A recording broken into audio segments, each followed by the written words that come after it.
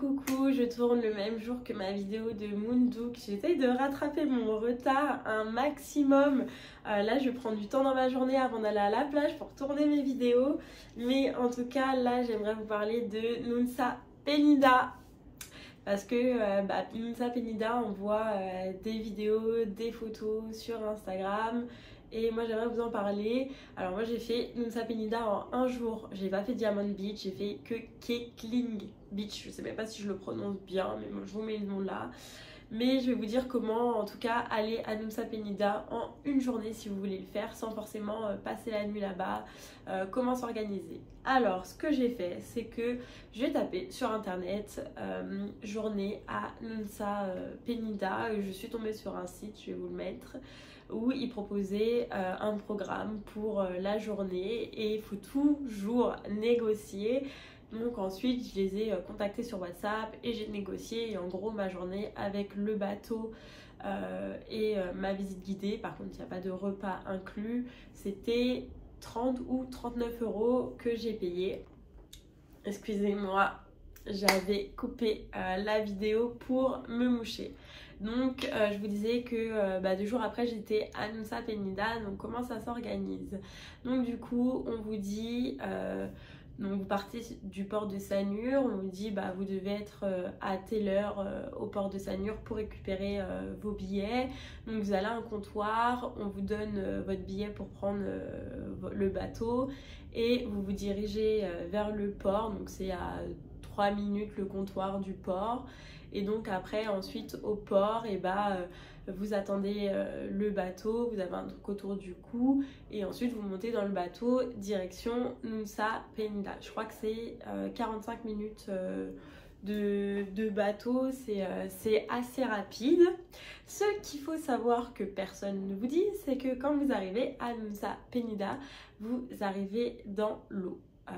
Comment ça dans l'eau? C'est-à-dire que le bateau il vous arrête pas sur un ponton ou sur le sable, vous descendez dans l'eau. Donc si vous allez à Nunsa Penida, prévoyez que au moment où vous arrivez, soit vous prévoyez des sandales, soit si vous êtes en basket, il faudra les enlever.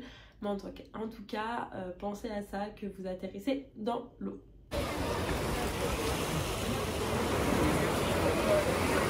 Après c'est juste vous marchez, on ne vous demande pas de nager, et vous avez de l'eau à peu près à là. Voilà, et ensuite donc moi mon guide m'a récupéré, c'était un jeune et sur un scoot. Donc j'ai visité 3 endroits à Nunsa Penida sur le scooter. Et donc le premier endroit c'était Kekling Beach. Et donc là on part en direction de Kekling Beach. Donc il faut savoir que vous vous garez et ensuite vous avez quand même un petit peu à marcher avant d'arriver à la plage. Et donc on arrive et là c'est vrai que la vue elle est époustouflante. Franchement il n'y a rien à dire. Je vais vous mettre les vidéos après, mais magnifique, vraiment. Je pense que effectivement ça fait partie des plus beaux endroits que j'ai vus à Bali. L'eau turquoise, enfin magnifique. Par contre c'est vrai que pour faire vos photos ou vidéos devant cette falaise, il y a quand même un petit peu de queue. C'est comme ça hein, quand c'est touristique. Alors moi j'ai été en décembre, j'étais à Kekling Beach, enfin à Nunsa Penida, donc j'imagine qu'en juillet, août, ça doit être full pour faire vos photos et vidéos. En tout cas je vais vous mettre juste là, photos et vidéos de cette vue juste incroyable.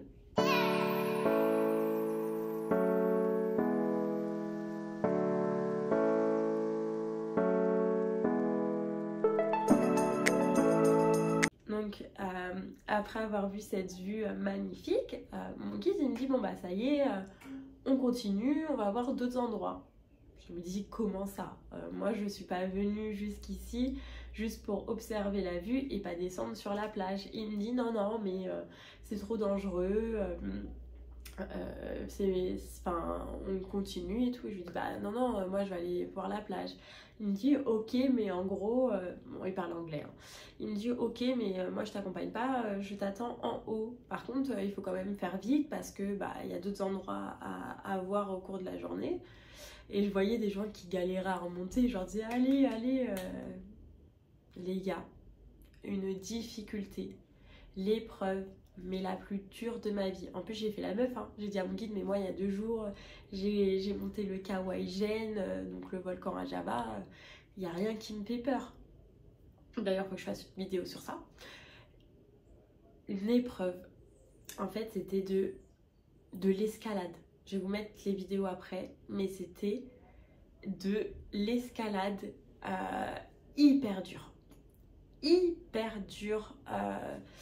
Et bon, moi je suis pas sportive, mais je peux vous dire, il y avait des hommes aussi qui faisaient partie de cette descente et de cette montée qui ont galéré. C'était hyper dur. J'avoue que le chemin c'est pas le plus facile, hein.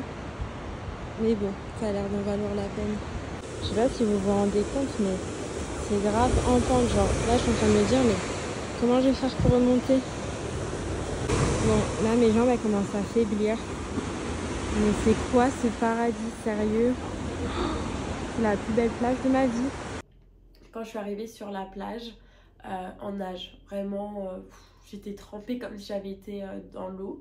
Donc j'ai bien profité de l'eau, j'ai pu faire des photos, vidéos. J'ai demandé à un autre guide qui était là. Je me suis dit, attends, là j'ai trop souffert. Faut que je trouve absolument quelqu'un pour me prendre en photo et vidéo. Par contre, il y a beaucoup de vagues qui sont assez costauds. Mais ça vaut le coup. Ça vaut le coup de descendre. Je déconseille les enfants. Si vous avez des problèmes pour marcher, etc. Je déconseille vraiment. C'est assez dangereux. Prenez de l'eau, prenez du sucre. Franchement, c'est assez... Ah ouais, c'est rude hein, pour descendre et pour remonter. Mais en tout cas, en bas, il n'y a pas beaucoup de monde. C'est un régal. Et ensuite, il y a eu la montée. Et là, mon corps, il m'a lâché. J'arrivais plus. J'étais épuisée, j'arrivais plus à monter, je me suis mise à vomir pour vous dire, mais vraiment c'était trop dur, j'ai été au bout de mes forces, j'avais pas de sucre, j'avais que de l'eau, je me suis mise à vomir toute l'eau, je tremblais, je vais vous mettre les vidéos après de la plage, de moi en train de trembler, donc vraiment si vous y allez faites attention et n'y allez pas seul comme moi. Et en fait là je me suis dit, Amandine, c'est toi et toi-même, il n'y aura personne pour venir t'aider, donc tu fais une pause et tu remontes. Un épuisement, vraiment j'ai jamais connu ça de ma vie. Il y avait des dames qui voulaient y aller, je leur ai dit franchement c'est super dur, enfin soyez sûrs de vous quoi avant d'y aller. Donc voilà, là je vais vous mettre des petites vidéos et tout, enfin vous allez voir, c'est un régal.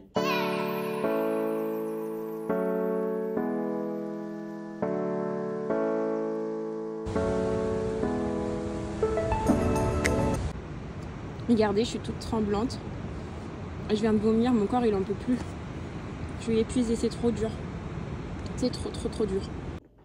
Et ensuite, après Ketlin Beach, j'ai été, je me rappelle pas le nom, mais c'était aussi beau, mais moins époustouflant que ce que j'avais vu avant. Petite falaise, il y a un petit... je sais pas comment expliquer. Ça fait comme un arc. C'est beau aussi, je vais vous mettre les vidéos. Après c'était pas aussi impressionnant que Ketlin Beach, mais c'était beau, ça faisait partie de mon parcours. J'ai bu un smoothie à la mangue là-bas, c'était bien aussi. Donc là je vais vous mettre les vidéos.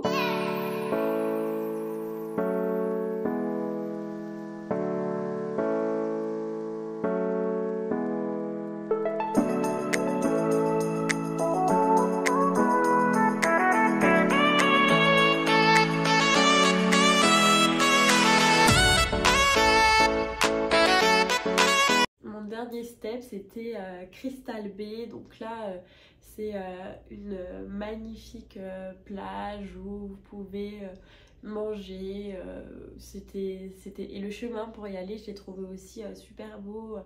Je vais vous mettre la vidéo, c'est rempli de palmiers, c'était très beau, l'eau était chaude, donc la plage aussi je recommande.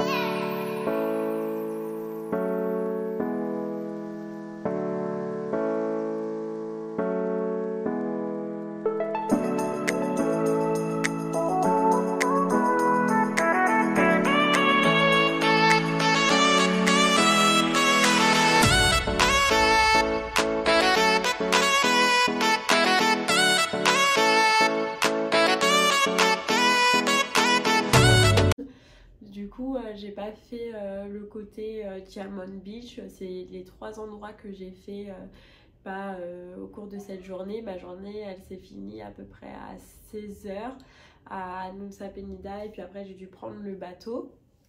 Par contre, Nusa Penida, comme j'avais fait les îles Gili, ça n'a rien à voir. C'est très nature, très sauvage, c'est beaucoup, très grand en fait, ça n'a rien à voir, hein. Les Gili c'est tout petit, c'est quand même grand. Vous avez vu, j'ai même pas pu faire toute l'île en une journée, donc c'est vrai que si j'y retourne, je ferai plutôt 2 jours pour voir aussi Diamond Beach, mais je crois que Diamond Beach c'est la même difficulté en tout cas que Keklik Beach. Et si vous faites Nusa Penida, en tout cas en un jour vous pouvez faire 3 endroits, donc je vous recommande, et j'ai plutôt bien kiffé cette journée. J'espère que ma petite vidéo vous aura plu, et au moins je vous aurai mis en garde pour Keklik Beach. Merci.